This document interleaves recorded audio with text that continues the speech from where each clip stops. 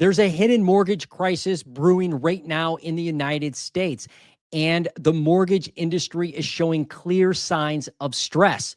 Despite the signs, we are seeing record low number of foreclosures. Why is that? Well, today on the Housing Nerd, I'm going to attempt to answer that question. I'm also going to show you at the end of this video what this means if you're a buyer, seller, or investor in real estate. You don't want to miss today's Housing Nerd video.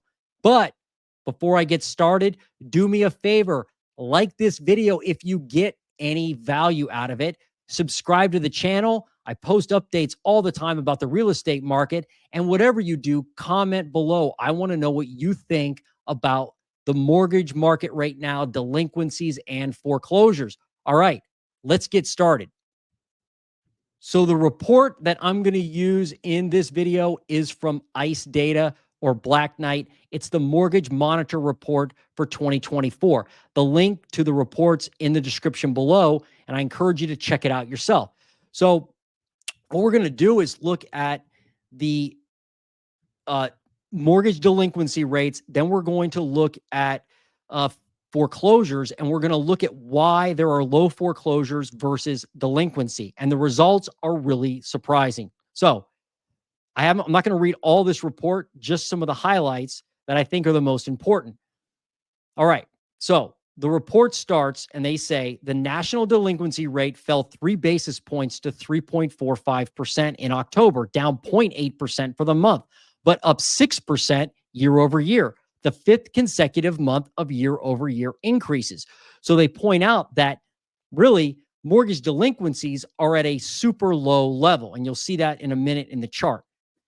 Serious delinquencies, though, those that are 90 days or more past due, but not in active foreclosures, rose 3.6 thousand units or 0.8%, continuing their slow rise, and were up 7.3% year over year. So serious delinquencies and delinquencies overall on mortgage payments are certainly increasing.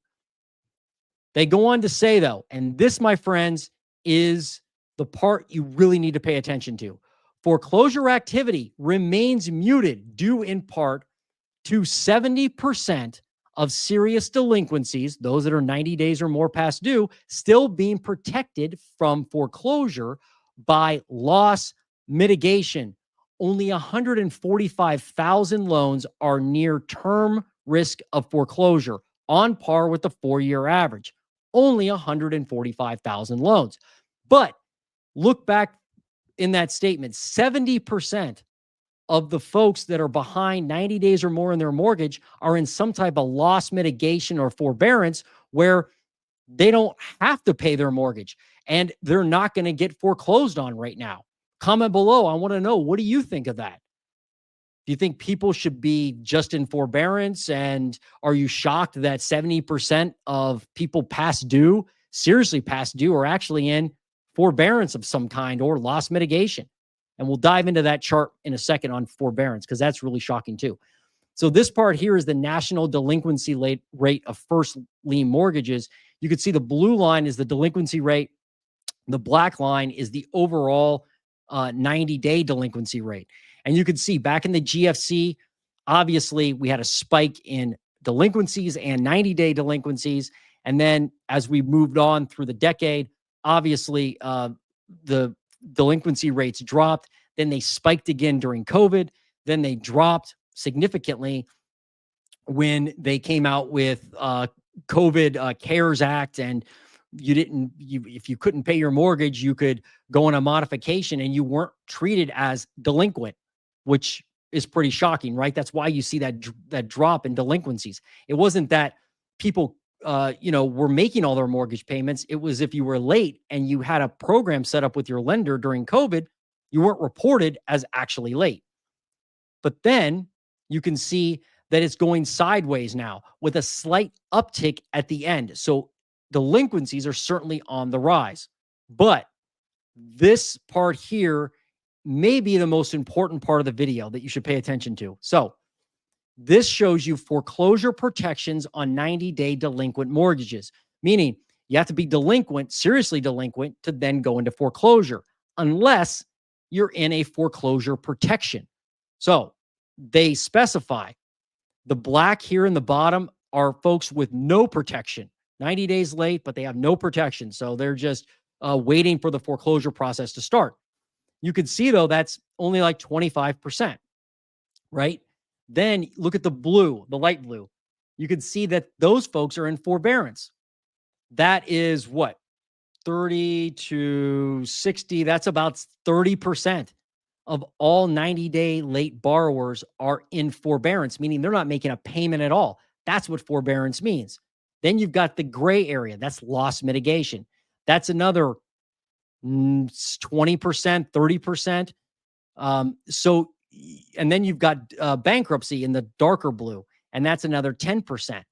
So altogether, that's 70% of all 90-day mortgages. If you go from this black area all the way up to the top, that equals about 70% of all 90-day delinquent mortgages are in some type of protection, meaning they can't get foreclosed on. They can't move to that next stage. Is that shocking? It's shocking to me. Is it shocking to you? Comment below. I definitely want to know. Now, the next thing that we're going to look at, if we scroll down here, are some of the other mortgage performance top line indicators that they talk about. The number of loans in active foreclosure rose by 1,000 units in October, but remains 34% below pre-pandemic levels. Due to ongoing VA foreclosure moratoriums, a number of mortgages that would have otherwise been referred to foreclosure are remaining seriously past due, elevating serious delinquency rates while muting foreclosure activity.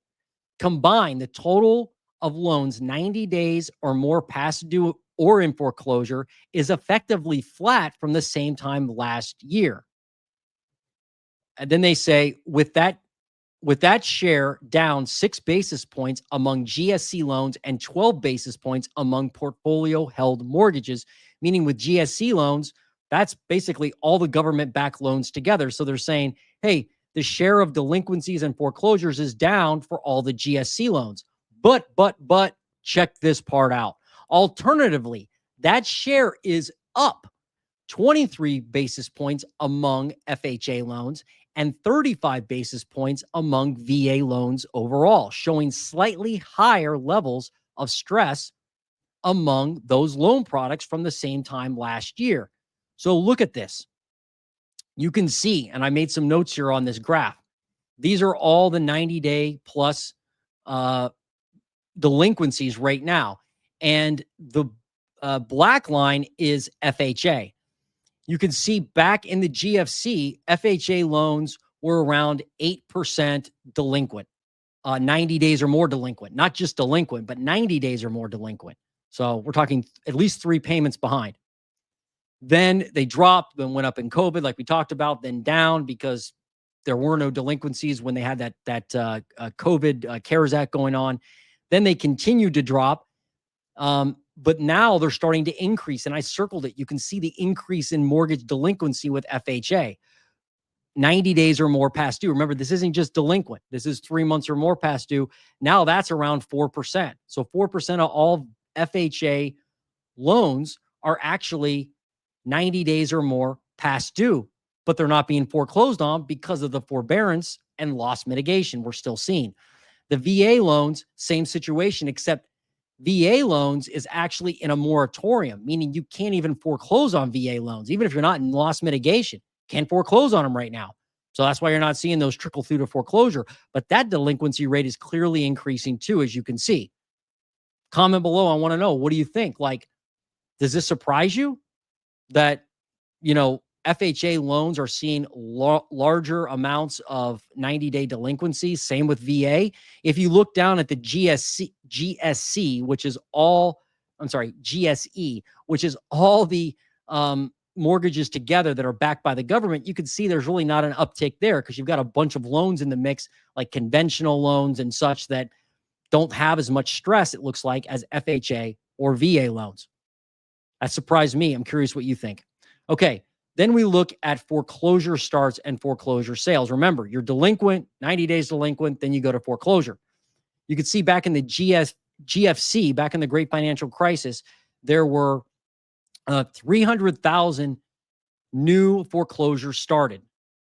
Then, and also, if you look at the blue, that's about 125,000 uh, foreclosure sales. But then that dropped off a cliff, down, down, down, down. Then they canceled foreclosures during COVID, canceled delinquency, canceled foreclosure. That dropped to the basement where it was basically none.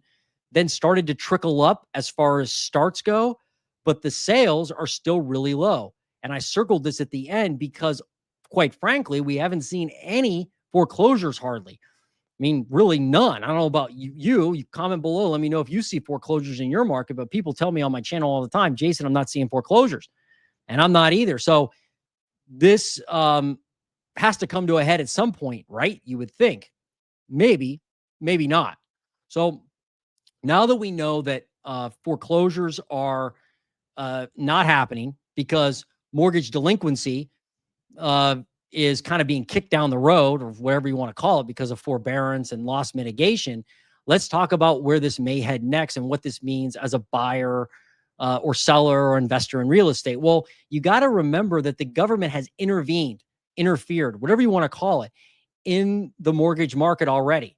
I mean, we're not even seeing high levels of foreclosures yet. And the government has already stepped in and said, hey, don't worry, guys. We've got you. We're going to let you kick the can down the road, extend and pretend, modify your mortgage, extend the term, lower the rate, lower the principal. Yes, they do that. And the banks are doing everything they can do right now to keep people in their houses because, quite frankly, they don't want foreclosures. Now, do you think the government wants foreclosures? Do you think the president, either current or future, want foreclosures? Do you think they want foreclosures? No, they don't. They want people in their houses. Obviously, foreclosures is, that's bad for ratings, right? Bad for approval ratings.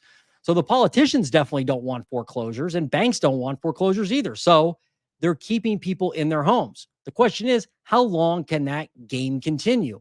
Well, I would expect that it continues for a long time. I mean, again, let's be honest. No politician is going to stand up in front of everyone and say, hey, during my term, you're going to experience a lot of pain in the housing market. It's going to crash. There's going to be tons of foreclosures. Then they leave office. A new person comes in, and that person who let the everything crash, which probably is the right solution, honestly, they're known as the person who had a bunch of foreclosures on during their watch. No one wants that. So it doesn't matter what side of the aisle you're on. It doesn't matter if you like Trump, don't like Trump. It doesn't really matter. I think we can all agree no politician is going to want foreclosures on their record, basically. That's my opinion, but I'm curious what you think. So if you're a buyer and you're waiting on foreclosures, I wouldn't hold your breath. I think we'll continue to see muted foreclosures for the conceivable future, and it takes a long time to go through the foreclosure process. However, there's one area that you will start seeing foreclosures, and that's taxes. Remember, even if you don't have a mortgage, you still have to pay property taxes. Every property owner in the United States has to pay property taxes, some more than others. Those property taxes can't go to loss mitigation. If you don't pay your property taxes, the county that you live in can and will foreclose on your house. In fact, in my little county that I live in central Ohio, 1/3 of all the foreclosures are from taxes. They're not from mortgages. So you will see tax foreclosures. Now, may not be as many as mortgage foreclosures that we experienced during the GFC, but you'll certainly see that. And so if I were you and I wanted to go and market or look for foreclosures, I would get with your county, go on your county website, the county auditor site, and look for sheriff sales. There are a lot of counties in the United States that do that. Not all counties, but a lot of them. So you can find the foreclosures, the tax foreclosures on most county websites, and that can be a good way to find some opportunities. But as far as a big wave of foreclosures, I don't see that happening. We're going to certainly watch it here on the Housing Nerd. You can watch it with me. But right now, not seeing that. They're just muted because a lot of people are in a protection. And again, I want to know what you think about this. Is this protection good? Is it not good? You tell me. So if you want to see more detail about foreclosures, you should check out this video right here. This video I just did, and I take you into some of the behind the scenes information on foreclosures, and also show you my local county and how I look for foreclosure properties at auction.